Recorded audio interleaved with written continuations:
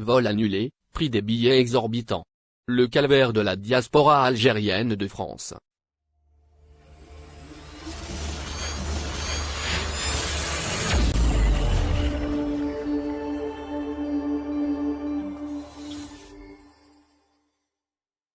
Depuis plusieurs jours, des témoignages se multiplient sur les réseaux sociaux concernant les annulations de vols entre la France et l'Algérie. À chaque fois, c'est le même scénario, un client achète son billet sur le site de la compagnie aérienne et quelques jours avant la date du vol il reçoit une notification d'annulation. Air Algérie, Transavia, Vueling. La majorité des compagnies aériennes, qui opèrent entre la France et l'Algérie sont mises en cause pour ces pratiques. Elles mettent en vente des billets qui entrent dans le cadre du programme annuel, dit habituel. Or ces vols sont suspendus depuis mars 2020. Air Algérie, Transavia, Vueling. Les compagnies pointées du doigt.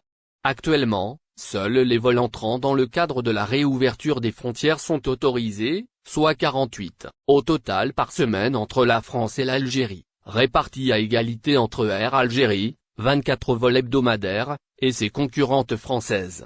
Certes, les clients qui réservent sur ces vols font preuve d'imprudence. Mais la confusion est telle qu'il est parfois difficile de faire la distinction entre les vols habituels et ceux autorisés. Certaines compagnies aériennes, comme Transavia et Vueling, utilisent le même numéro de vol pour les deux catégories. Par ailleurs, c'est aux compagnies aériennes de faire un effort de transparence en indiquant que le vol peut être annulé. Le mieux serait qu'elles s'abstiennent de mettre en vente ces vols. Mais en l'absence de sanctions, aussi bien en France qu'en Algérie, ces compagnies aériennes continuent d'agir de la sorte. En plus de l'angoisse de voir son vol annulé à quelques jours de la date de départ, le voyageur algérien est confronté à la cherté des billets. Pour voyager entre la France et l'Algérie, il faut prévoir au minimum 900 € l'aller-retour, sans bagages en soute. C'est exorbitant. Vol France, Algérie, des avions en partie vides. Certaines compagnies aériennes préfèrent faire voler leurs avions en partie vides vers l'Algérie que de baisser les prix, comme on peut le voir sur cette vidéo largement relayée sur les réseaux sociaux. Un voyageur qui a effectué le vol Air France Paris, Alger ce samedi 6 novembre confirme, il y avait beaucoup de sièges vides.